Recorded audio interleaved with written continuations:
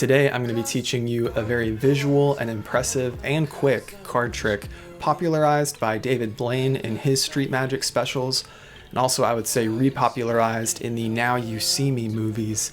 This is a great trick that combines, I'd say, 2 to 3 moves. We're also going to go through how we can present this so that you can truly amaze your audiences. Let's dive into it right now. What's up, fellow hobbyists? Open sesame! Michael here. If you enjoy tutorials like this, be sure to subscribe. I've been a magic enthusiast for almost 20 years, and that's what this channel is all about. Teaching original and classic tricks, also reviewing tricks, discussions, fun things, all the like. So be sure to stay subscribed and become a part of the Hobbyist Magic Club.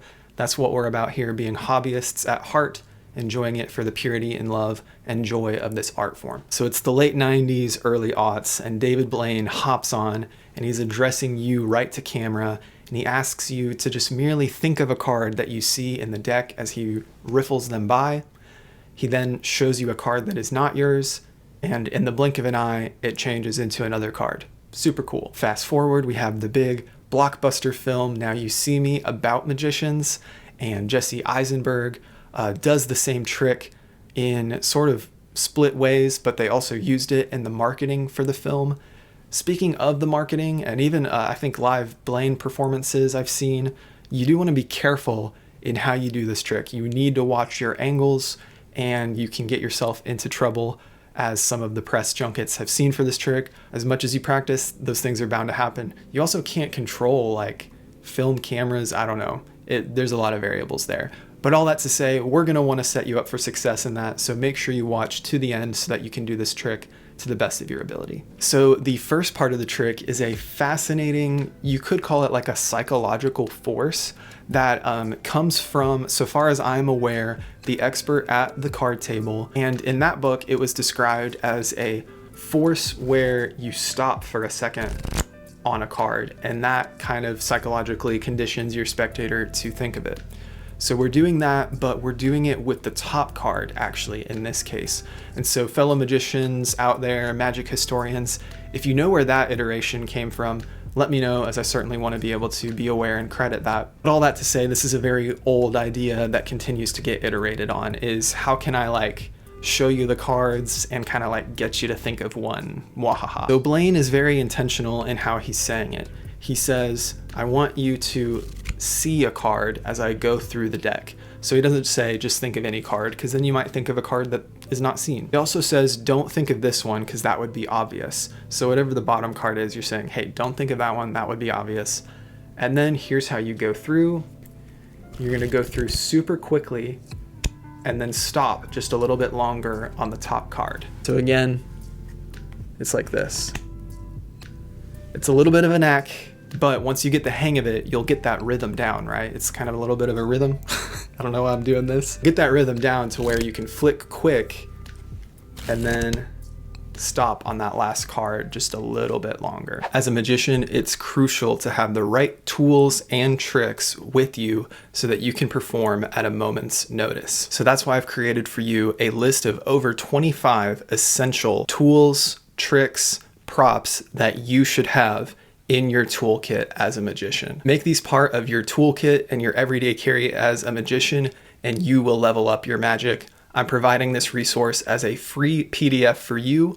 All you need to do is check the link in the description down below, and you'll be able to download that checklist of over 25 essential items I recommend every magician should have. Another nuance he does, and then Jesse Eisenberg kind of recreated, is to do it twice. So to flick really quickly the first time so that there's really just no way they could get a card. And you can say, that might have been too quick. And then you're gonna go through and do the force. So that scripting altogether is, hey, I'm gonna go through the cards and I want you to see a card and just lock it in your mind. Not this one, because that would be too obvious. Okay, you ready? That might have been too quick. I want you to really make sure you see one, okay? And there you go. So once you've practiced that part, the next part of the trick is to show their card or to show the top card and get it wrong, right? So you're gonna lift the top 2 cards as though they are one, and there's multiple ways to do this. I teach a double lift tutorial on this channel, so if you want even more details about that, be sure to check that out there. But for our purposes, I'm just gonna quickly show you, this is the thumb count from Expert Card Technique, which is literally you're just thumbing down 2 cards, and then from here, you can pop to your index finger, which gets you into a pinky break. And from here, I don't usually recommend this, but in context of this trick, it might actually be helpful. You can just straight up lift the 2 cards with your hand. Again, I don't recommend this as a double lift for other tricks. I'm usually gonna recommend a more classic style of double lift, but for this situation, at the eye level, it tends to work okay. So you can just show, hey, this wasn't your card, but I want you to watch. From here, you can repivot into our position for the snap change. So we've gone from a psychological riffle force into a double lift, and now we're going to go here. So I just grab here, and then I go over here, and you're gonna get ready to snap your fingers on your dominant hand. Now, I am left-handed. So if you're right-handed, you'll wanna be sure to mirror what I'm talking about here. But you're gonna go over to your dominant hand, and you're gonna hold it just over, if you're a righty, it's gonna be just over the index of the card where the value and the suit is. You'll go over right here. For a lefty, I don't really have a landmark to tell you, but just put it on the bottom left corner of the cards. So you're here and you're literally just going to snap your finger at an exposed view, there. So obviously your angles are really important here. The card is hiding behind the other card. What you can do from this point is come down and place the card on top of the deck. And I like to turn the card over from there and show that it's a single card. For more on that idea, Daniel Madison, incredible magician and YouTuber, did a full masterclass on the snap change. And so for different methods of presentation and cleanup, I definitely recommend you checking that video out. But again, to recap that part, we're gonna lift, show that it's not their card, adjust into our snap change, snap to change the card, and then you can clean up. As far as the snap itself, you can flick the card, which kind of provides some motivation to the change. So because of the popularity of this trick and its representation in media, I did want to present a very straightforward tutorial of it here for you. But now it's time to editorialize a little bit.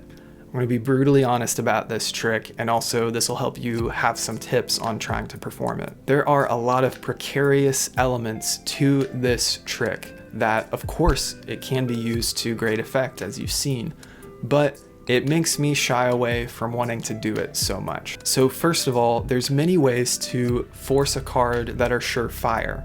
This way leaves you some room for error.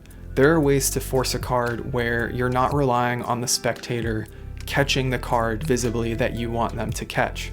So it's kind of a high risk, high reward situation, because of course, if you do get it practiced down and you're able to pull it off perfectly and you're able to get it consistently, the reward is much higher in the sense of they're just looking at a card, and so it feels fair. But I would encourage you to look into other card forces, and we are going to be adding card forces to this channel, so you want to be sure to check back for that as well. But that's the first thing to pay attention to. In all my years of being in Magic, there are many psychological forces that are really cool and enticing, but whenever there's a risk factor there, I think it's important to have a backup, and a lot of magicians recommend that. So for me, it's like, am I gonna have a backup for a simple card change trick, or am I just gonna use a more reliable force to begin with? Something to think about. The second thing is that we go from a potentially hit or miss force into a very, very angly card change, which is the snap change. So the window of angles are not great on the snap change. That's not dogging the snap change at all, but it just is what it is, right? From the front, it's beautiful. From any angles otherwise, you're gonna get into trouble. And so that's the other thing. There's card changes out there that give you more of that acceptable close to 180 degrees. One I would recommend is the Earnist color change, which we do already have the tutorial up for that if you want to check that out. But again, I'm not discouraging you from not trying this trick at all. I wouldn't teach it if I didn't think there was value to it, but I did want to put it in context of both other options you have in front of you for magic, but also if you're gonna do this, some things to be aware of. But all right, that's it for today, guys. If you enjoyed this, be sure to like and subscribe and let me know down below if there's a favorite movie magic trick you've seen. Like I said, that's what we're covering this month. So I hope you come back for the other tricks we'll be teaching. I'll see you next time. Bye.